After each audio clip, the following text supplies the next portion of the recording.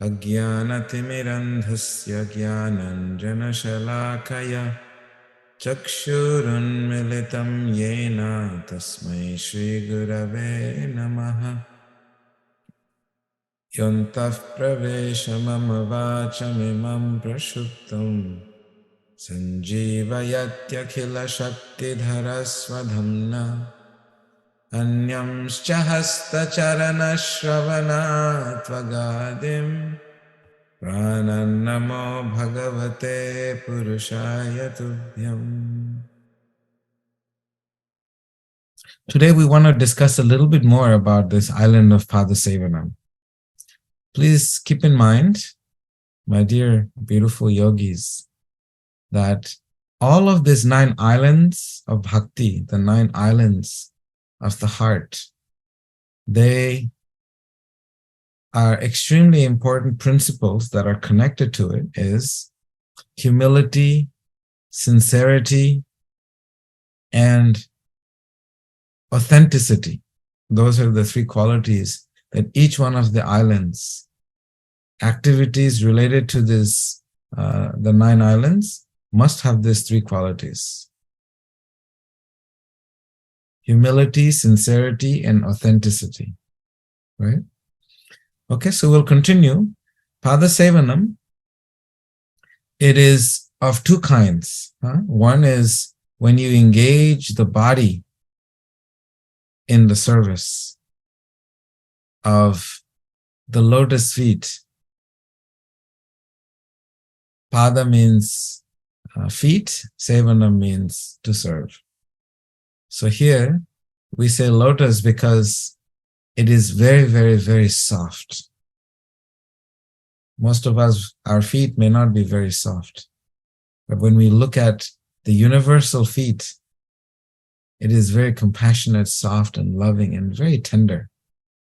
The descriptions are there, so I will also get into it a little bit more detail later on.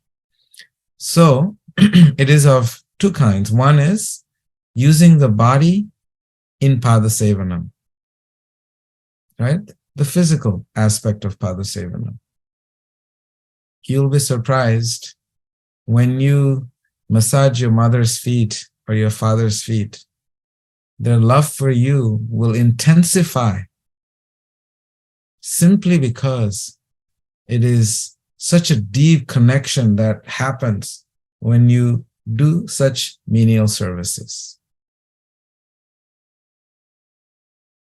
And you can even try, whoever's feet you serve, you will see how dear that relationship becomes. We're not talking about a massage. We're not talking about going to a massage parlor or getting a foot massage. It's a little different because there is other transactions that happens, monetary transactions, there's expectations, but just simply to connect to the feet. It is a sign of humility. It is a sign of, as Claudia pointed out, getting rid of your personal ego and connecting without the false ego. So this is service with the body, right? You use your body in the service of Padasevanam. And then the second part is the mind, the mental. In this age of Kali, it's called Kali Yuga. There's 4 ages, and this age is called the age of Kali. And in this age, it is explained that if you do something with the mind, then you get the spiritual benefit of that action. For example, if you give in charity in your mind, you're giving in charity, you'll become the beneficiary of the spiritual credits that you would get by actually doing it. So Padasevanam is divided into 2, the physical, using the body, and using the mind. There's tremendous emphasis in the yoga text about service within the mind. Because you'll see many, many sages, they explain how the mind is more powerful than the body. So if you simply sit and you engage in serving others, then that becomes your reality. The energy is so strong, you become the beneficiary of that act. And it's important to understand the deep connection between emotion and action and emotion.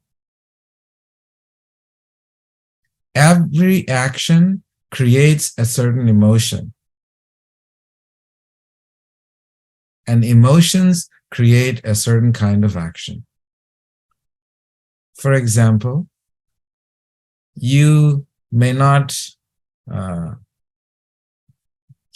like doing something, like waking up in the morning. Like in the monk mode, they're waking up early and doing their morning sadhana and doing seva and their sangha every single day, right? So initially, you may not like to wake up in the morning and take a nice cold shower, early chilly morning, waking up and taking a cold shower. So there is a resistance that the mind puts on the body. No, don't take it. It's going to suffer. It's really hard. I don't want to do it. You'll be surprised when you have to take a cold shower in the morning. You spend more time contemplating on the cold water touching your body than actually going into it. So it's very mental, because the shower takes, a few minutes. Early morning cold showers takes a few minutes. But you'll spend more time contemplating on the cold water than actually getting into the shower. So it's a mental thing, right? And then you'll notice when they actually get into the shower, that strengthens the mind. That strengthens the body and the mind. So the action strengthens the emotion, and the emotion can also strengthen and make you able to do the action. So there is a very, very deep connection between the emotion and the action and the emotion. So therefore, we have to understand that even doing things within the mind, it is very, very important. Say Ram can meditate on massaging his mother's soft, tender feet, even though he may not want to do it. It's like, nah, I don't want to do it. He can just do that to her mentally, showing his appreciation and gratitude to his mother. And eventually, because he's contemplating and meditating on serving his mother in that way, when he gets an opportunity, there will be a beautiful foot massage and a beautiful loving exchange that will take place between his mother and him. So it is important to use the mind to do Padasevanam. That means constantly thinking on how to serve others.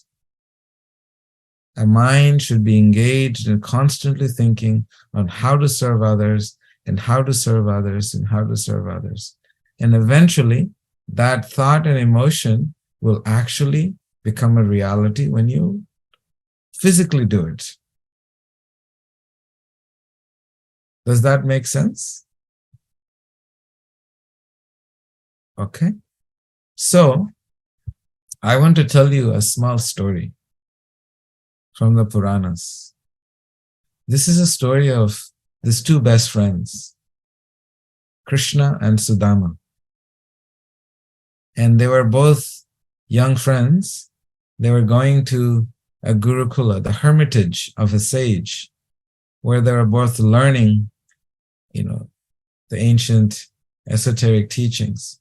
Now, many of you know, Sudama is a very, very poor Brahmana. Brahmanas are considered to be very, very austere. They don't have material possessions. And his friend, his name is Krishna. Krishna is the embodiment of transcendental, pure, unconditional, eternal love. So they're friends and they're going to school together. Many, many years down the road, Krishna becomes the king of Dwarka, and Sudama remains a poor Brahmana in a village called Avanti. And there he was so poor materially that there was no walls to his house. Speaking about walls to this house, when you come with me to India on our 2023 Seva tour, where we're going to travel to different parts and actually engage in Seva of serving others, to the slums and the widows and different places. And we'll be giving them flip-flops and food and some clothes. You will notice we'll travel through villages, that many villages people don't have walls in their homes. Some that have walls may not have a proper roof. So we'll go to all those places. So in this pastime, Sudama, Brahmana, he is so poor, and he's so happy and content because he is rejoicing in the happiness that he's feeling within his heart. But his wife was saying, "My dear husband, can you please go and see your friend? He is the king of Dwarka, this powerful kingdom. He's a king there, so can you please go and see him?" And her intention was that if you see your friend and he sees you in this condition, then he will be compassionate and sympathetic, and he will give you some material opulence. So he agreed. After a lot of persistence from her, he agreed. And when he finally made it to the door of the palace, who went to India with me this year?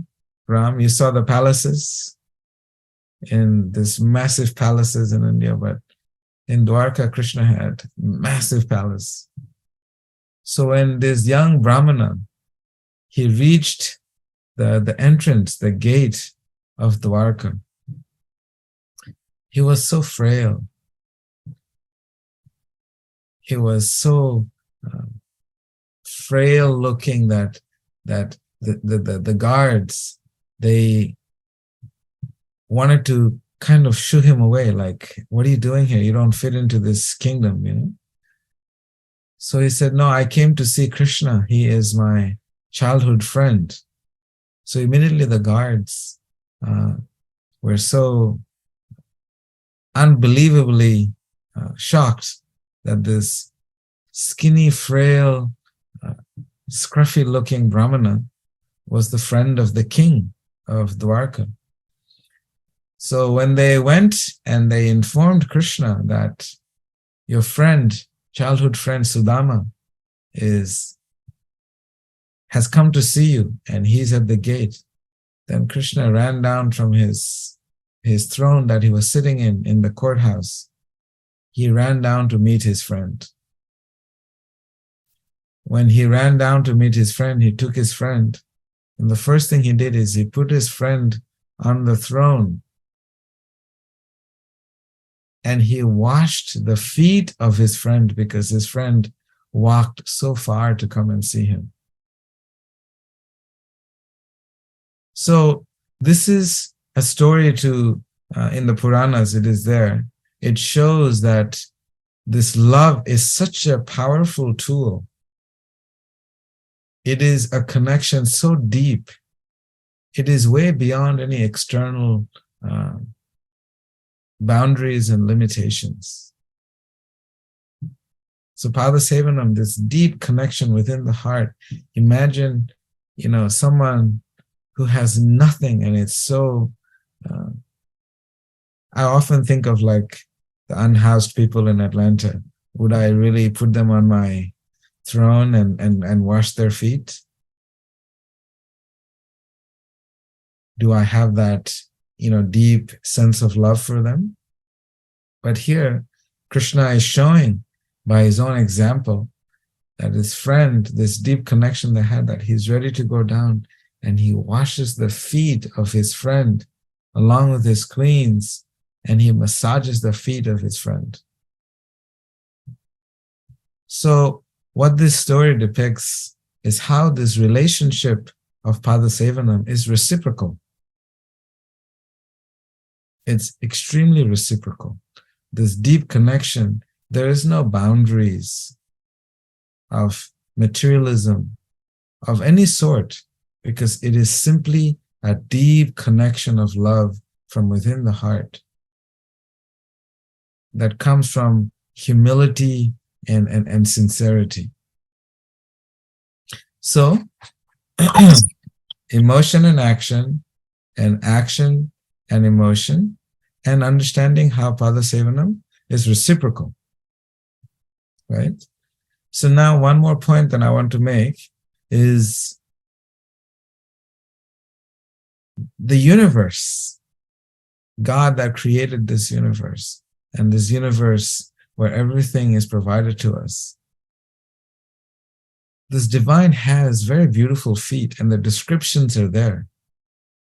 You know, like the mountains are his bones, you know, and the trees are his hairs, you know, and in this way there's beautiful descriptions.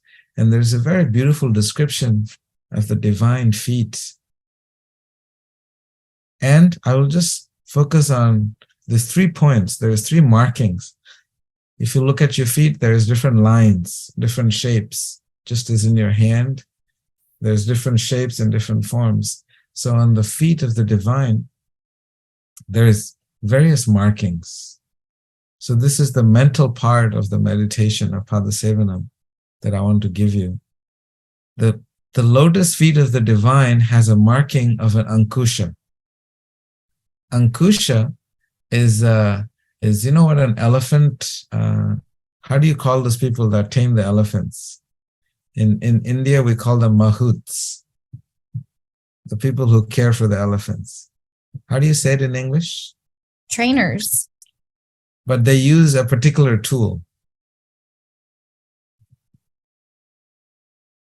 It's called an anchor or something of that sort. It is actually looks like this. You can see there's a thing like this, and they pull on the ear, and it's very beautiful tool. And in Sanskrit, it's called ankusha. I'll send you the drawing of what it is in the group later on.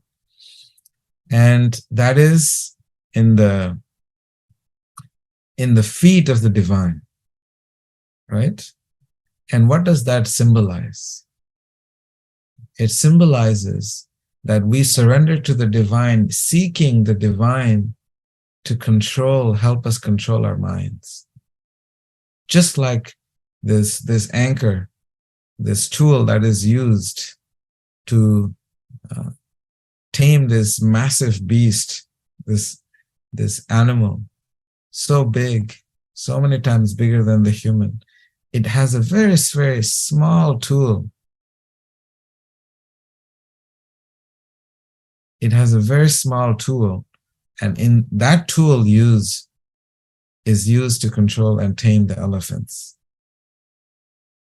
So therefore, we pray to the divine in our minds that please, the sign on your lotus feet, the symbol of Ankusha, let it be that my mind be tamed just like this instrument is able to tame the strongest beast in the jungle.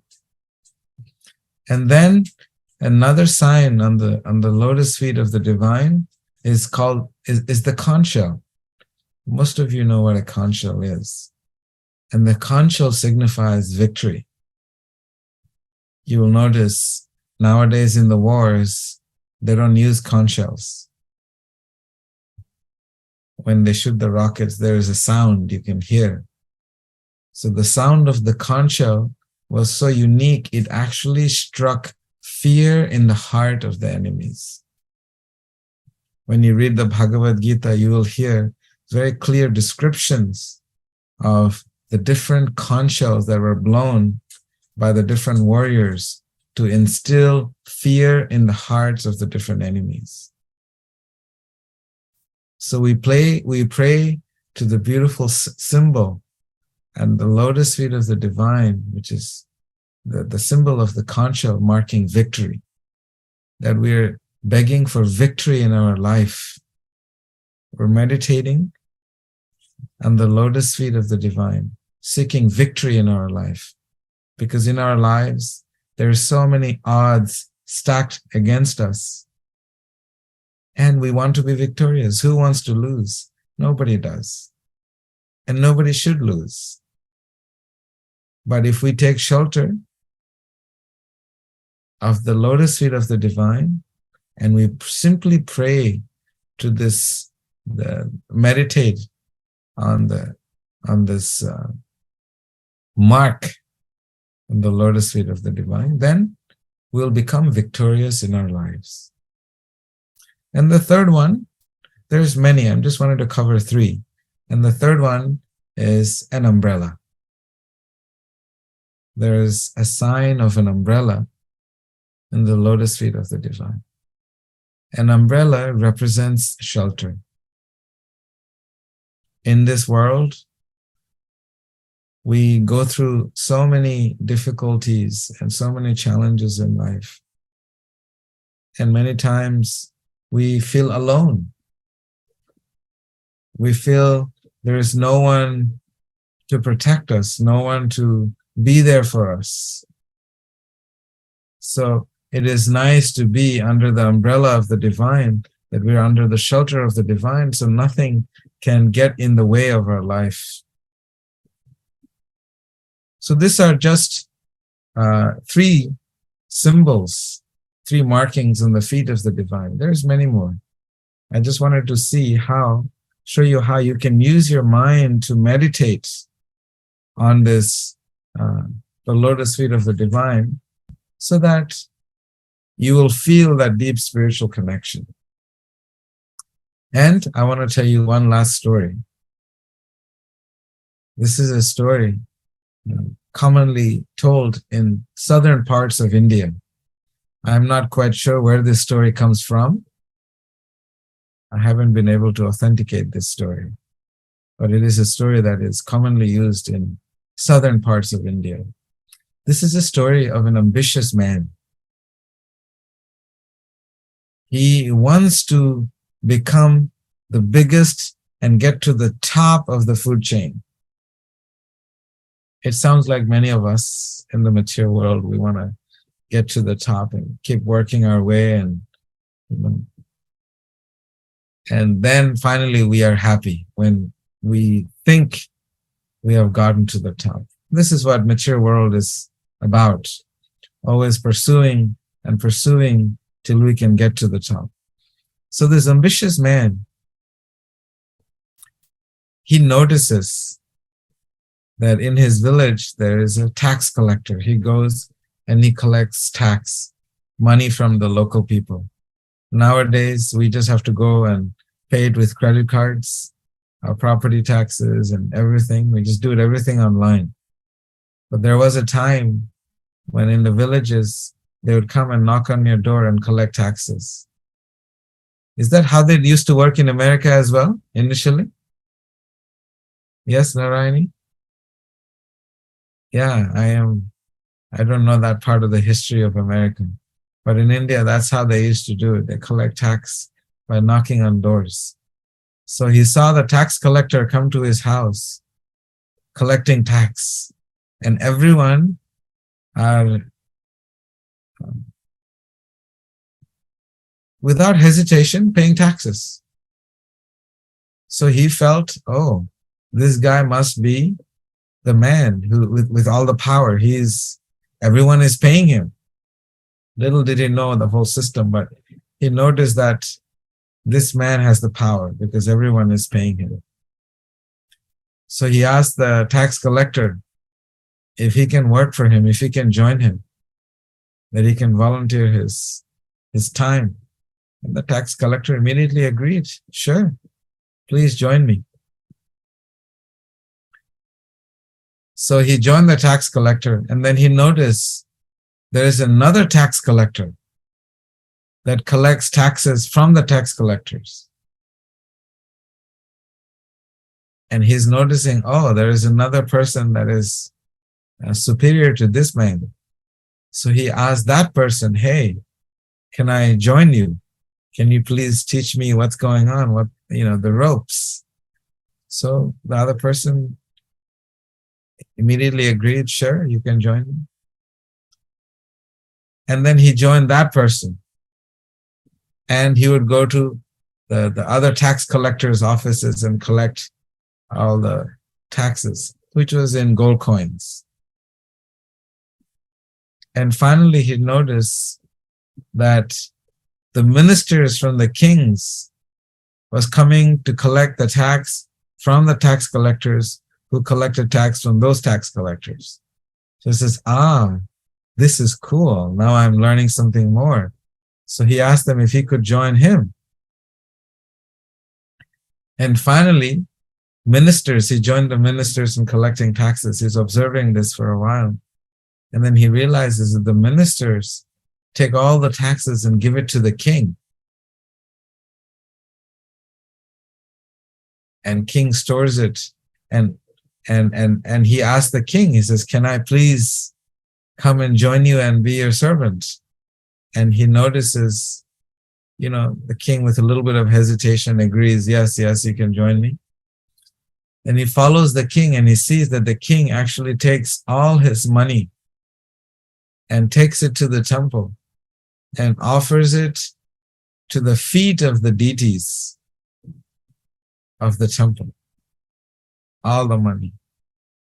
So this king used to run this kingdom as God being the ultimate king of the entire kingdom. And he also noticed that the king was literally serving the lotus feet of God that he was worshiping in this temple. So then this ambitious man realized, this king is not the highest position. The highest position to get is to serve the lotus feet of God.